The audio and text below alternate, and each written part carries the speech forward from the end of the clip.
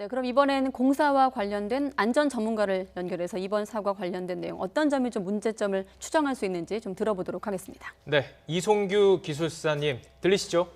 네, 안녕하세요. 네, 이송규입니다. 네, 지금 소방본부 얘기로는 철거 중에 건물이 붕괴됐다. 이거 말고는 지금 원인을 찾을 수 없기 때문에 예단할 수 없다는 상황입니다. 언론 보도를 통해서 YTN 보도로 나온 어떤 사고와 관련된 내용을 들으시고 이게 좀 네. 문제였을 거다 싶으신 부분이 있을까요?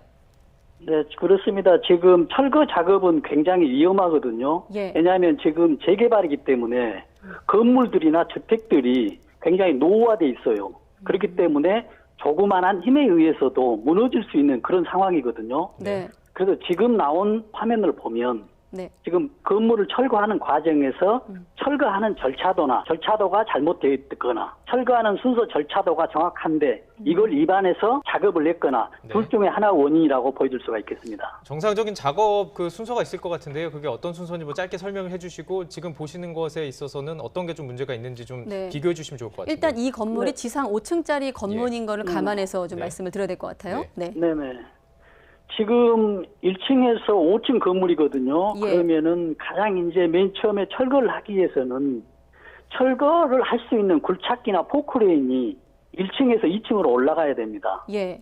또는 2층에서 3층으로 올라가야 되거든요. 올라가는 과정에서 지금 뉴스에 나옵니다만은 경사도를 타고 올라가게 돼 있거든요. 네. 그다음에 일반 건물에서는 올라갈 수가 없지 않습니까? 네. 그래서 올라갈 수 있도록 흙이나 어떤 철거물에 대해서 벽면을 경사를 놓고 그 경사에 올라가는 길을 만드는 그런 과정입니다. 지금 초기에 무너졌다는 얘기는 올라가는 과정에서 무너지는 경우가 있겠고요. 여기 과정에서 무너졌다라고 한다면 네. 그 측면에서 힘을 가하는 하중이 견딜 수 있는 힘보다 더 크게 작용했기 때문에 옆에서 측면에 측면에서. 넘어졌었고요. 예. 자, 네, 기술사님 측면에 여기서 잠깐 넘어졌고요. 정리를 한번 해보고 다음 네. 질문을 드릴게요. 지금 보면은 기술사님 얘기는 철거 과정에서 그러니까 지금 토산이라고 알려져 있거든요. 그러니까 이 5층짜리 건물하고 비슷한 높이의 산을 쌓아서 그 위에 굴착기를 그렇습니다. 올렸는데 그 힘을 올렸는데. 견디지 못했을 것이다 이렇게 추정하시는 거군요.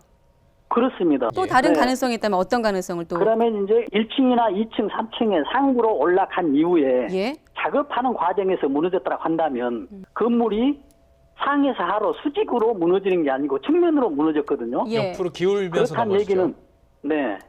기울어서 무너졌다는 얘기는 힘의 방향이 기우는 방향으로 작용했다는 얘기입니다. 지금 철거하는 과정에서 철거물들이나 중요한 건물들에도 벽이 있지만은 벽 중에서도 기둥 역할을 하는 그런 부분들이 있어요. 예. 우리가 건축용어로 내력벽이라고 하는데 네. 그 힘을 견디는 그 벽들이 있습니다. 네. 그런 이 벽들이 약했거나 아니면 그 벽이 또 문제에 의해서 예. 옆으로 측면에 힘을 받아서 전체 건물이 무너지는 이런 상황을 예측해 볼 수가 있습니다. 자, 그러면 어제가 철거 준비를 하는 날이었다고 하던데 그런 지금 기술사님께서 말씀하신 그런 가능성들을 이 재건축을 하는 건설 관련 회사에서 아마 알았을 텐데 지금 화면에 보면 가림막 같은 천이 보이거든요. 저희들이 이제 뭐 재건축이나 이런 재개발을 할 때 가림막이라고 하는 저런 것들을 도로에서 볼 때가 있는데 이것 말고 그렇습니다. 철제로 된 구조물을 보기도 하거든요. 혹시라도 이게 아니고 다른 좀 조치가 있었을 수도 있었을까요? 그렇습니다. 지금 이런 철거 과정에서는 예. 중요한 부분을 철거할 때는 도로도 통제를 해야 되고요. 예. 관련 관리자들이 네네. 또 그렇지 않더라도 가장 위험한 순간에서는 어떤 안전 관리 영역이 집중적으로 투하가 돼야 되는 그런 상황인데 예를 들면 어떤 지금 것들인가요? 일단 통제를 해야 되죠. 도로 통제. 예. 또 안전 관리가 평상시보다 더 가중돼야 되는 그런 상황으로 보여지지만 네. 네. 지금 결과적으로 보면 이런 것들이 미진했다라고 볼 수가 있겠습니다. 앞서 들으셨는지 모르겠습니다만 주변 인근에 사시는 주민들과 통화를 저희가 했었는데 그분께서도 도로 통제가 없었던 점이 좀 아쉽다 이런 말씀을 하셨거든요. 네, 그렇습니다. 네, 저희가 또 궁금한 것 중에 하나가 지금 이 건물 같은 경우 도로, 6차선 도로 가에 있는 건물이에요. 그러니까요. 도로 안쪽에 있는 건물이 아니라 이렇게 도로 가에 네. 있는 건물을 재건축할 때 철거 준비할 때 어떤 조치가 필요한지 다시 한번 좀 짚어주시죠. 가장 위험한 상황에 도로 옆에 있는 건물에 철거를 하기 때문에 예. 지금 건물이 무너지지 않더라도 조그마한 토사들이나 철거 잔해물에 의해서 지나가는 통행인 또는 통행 차량에 피해가 갈 수 있기 때문에 네. 도로 통제가 가장 우선적으로 돼야 되지 않나라는 그런 생각을 하고요. 불가피하게 도로 통제가 안 된다라고 한다면 네. 여기에 걸맞는 안전 조치가 더 가중적으로 이루어져야 된다고 보는데 네. 이런 예. 두 가지들이 이루어지지 않았다라고 그렇게 보여줄 수가 있습니다. 네. 이 철거 작업 시간대는 어떻게 보십니까? 이게 보통 그 많은 통행이 이루어지는 그냥 이 대낮 시간대 이루어진 건데요. 이건 뭐 문제가 없는지요? 그렇습니다. 지금 통행량에 따라서 이제 좀 차이는 둘 수가 있겠습니다만 어떤 규정사항은 없지만 우리가 관례적으로 철거를 하고 또 건축 그 엔지니어리 판단했을 때 통행량이 많은 시간은 피하는 것이 훨씬 좋고요. 지금 보도된 상황들만 정리를 해보면 당시 이제 붕괴 직전의 상황들을 좀 보면 철거 작업자들이 5층 건물 꼭대기부터 뜯어내는 과정이었다고 전해지고 있고요. 그렇습니다. 그 굴착기가 올라가 있었다고 알고 있습니다. 이제 한 층씩 부서 내려가는 방식이라고 하고 네네. 있는데 당시 그렇습니다. 소리가 들렸다고 해요. 이걸 그렇습니다. 통해서 네. 추측할 수 있는 게 뭐가 있을까요? 소리는 철거하는 과정에서 나고 또 붕괴 직전에서도 소리가 날 수가 있습니다. 그래서 이 소리가 붕괴 직전의 소리인지 아니면 붕괴가 아닌 철거 과정의 소리인지를 이제 명확히 해야 되는데 이런 것들을 이제 분간하는 게 안전관리자의 역할이죠. 아무래도 그런 것들이 예. 적용되지 않았다라고 볼 수가 있겠습니다. 네, 지금 경찰도 전담 수사팀을 꾸리고 꾸린 다음에 이제 원청이나 관련한 하청업체 관계자들을 대상으로 안전 수칙을 지켰는지 규정 준수를 했는지 업무상 과실이 있었는지 그 여부를 조사할 것이다 이렇게 알려지고 있는데 안전 수칙이라는 거는 이렇게 재건축을 할 때 지상 5층짜리 건물을 할 때 어떤 좀 관련 법령이 있을까요? 참고하는? 그렇습니다. 이런 철거할 때 관련 법령들이 세부적으로 다 있습니다만은 이런 법령들이 있다 하더라도 예. 이미 허가를 하고 지자체에 신청을 할 때는 어떤 설계하는 과정들이나 이런 것들이 전부 다 승인을 받고 예. 이상이 없다라고 과정이 진행된 상태에서 이루어지거든요. 네. 그럼에도 불구하고 이제 어떤 과정들이 절차에 맞지 않게 작업이 진행돼서 이런 문제가 나타날 수도 있는 것이죠.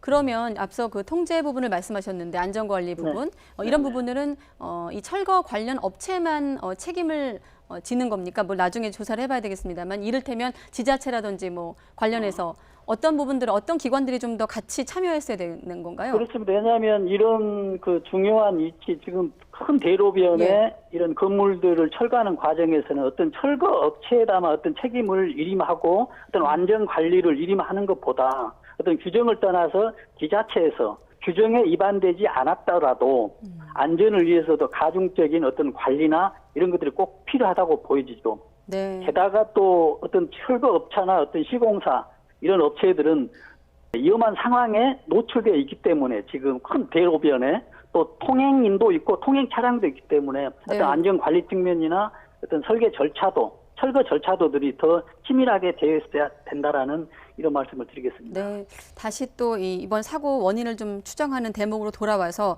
앞서 기술사님께서 말씀해 주셨습니다만 토산을 쌓아서 경사로를 만들어서 굴착기로 거기 위에 이제 건물 높이와 비슷하게 굴착기를 올리는 방식. 혹시 이런 건물을 철거할 때 이런 방식 말고 다른 좀 더 안전한 방식이 있나요? 여러 가지 이제 어떤 상황에 따라서 뭐 네. 종류는 몇 가지로 나눠볼 수 있겠습니다. 뭐 건물의 위치라든지 건물의 상태라든지 그렇습니다. 이런 부분을 고려해서 그렇습니다. 철거 방식도 네, 좀 주변 다양할 환경도. 수 있다 이런 말씀이시고 네네. 또 한 가지 궁금한 점은 물론 네네. 아직까지는 뭐 현장에서 알려지고 있는 내용입니다만은 현장에 굴착기 한 대, 작업자 2명이 있었고 현장 주변에 신호수가 2명이 배치돼 있었다 이렇게 알려지고 있는데 이런 정도의 규모의 철거에 관련해서 인원은 노동자, 근로자들의 인원은 충분했다고 보십니까? 지금 결과적으로 보면 부족했다는 것이 나타나는 것이죠. 그리고 예, 또 인원도 중요하지만 예. 안전 관리를 어떻게 하냐에 따라서 어떤 전문가가 투입하냐에 따라 다르거든요. 네. 예를 들어서 뭐 요원들이 뭐 5명, 10명 들어갔기 때문에 이런 작업 안전 공사가 안전하다라고는 또 얘기할 수 없는 것이거든요. 네. 1명이 들어갔든 2명이 들어갔든 안전 전문가가 관리 전문가가 들어가서 명확한 안전 관리를 했을 경우에는 안전이 보장되는 것이죠. 아, 그러면 철거 작업을 할 때 따로 지금 보면은 뭐 관련해서 굴착기 한 대, 작업자 2명, 뭐 그 작업자 역할은 어떤 건지는 모르겠습니다만 또 신호수 2명 이렇게 있지만 기술사님 얘기는 안전과 관련된 전문가가 따로 배치됐어야 된다 이렇게 보시는 거군요. 그렇죠. 안전 전문가가 배치돼 있으면서 붕괴 직전에 소리도 났다 그러지 않습니까? 예. 이런 소리들이 지금 철거 과정에 일반적인 소리인지 아니면 붕괴 직전의 소리인지도 분간할 수 있어서 바로 신호수가 아니고 예. 전문가가 작업자에게 바로 이렇게 소통할 수 있는 이런 과정들이 있어야 되는데 이런 것들이 전혀 없었기 때문에 이런 사고가 났다고 볼 수 있겠습니다. 그렇군요. 그 최초에 그 철거 작업을 결정할 때 안전 진단을 하고 이게 문제가 있으니까 철거를 하겠다 이렇게 결정을 하잖아요.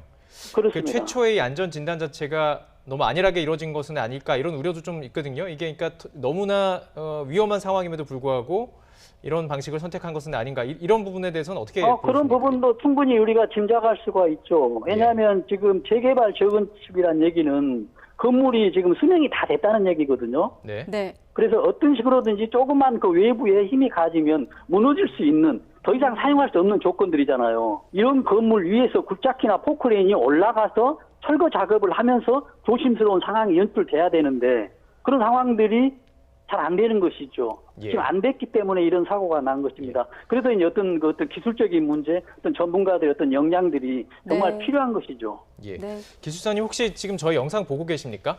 네네, 보고 있습니다. 다시 저기 부감 영상, 그러니까 헬기나 드론에서 찍은 영상을 다시 보여드리면 좋을 것 같은데요. 지금 보면 무너진 건물 뒤로 그 토산이 보입니다.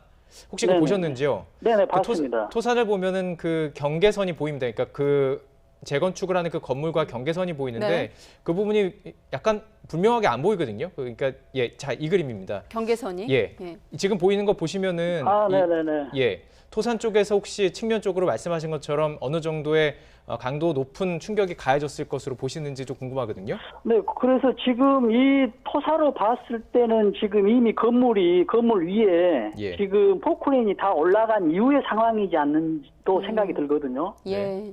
지금 올라간 직전이라면 경사면이 있어야 되는데 다 올라간 이후에는 이런 이제 토사가 필요 없기 때문에 어떤 다른 한쪽으로 쌓는 이런 상황일 수도 있겠다라고 보여집니다. 그러나 네. 이 사진만으로 봤을 때는요. 예. 네, 알겠습니다. 지금 국토부에서도 붕괴 사고 현장에 긴급 지원을 나간 것으로 알려지고 있습니다. 지금 시점에서 어떤 조치가 좀 필요하다고 보십니까?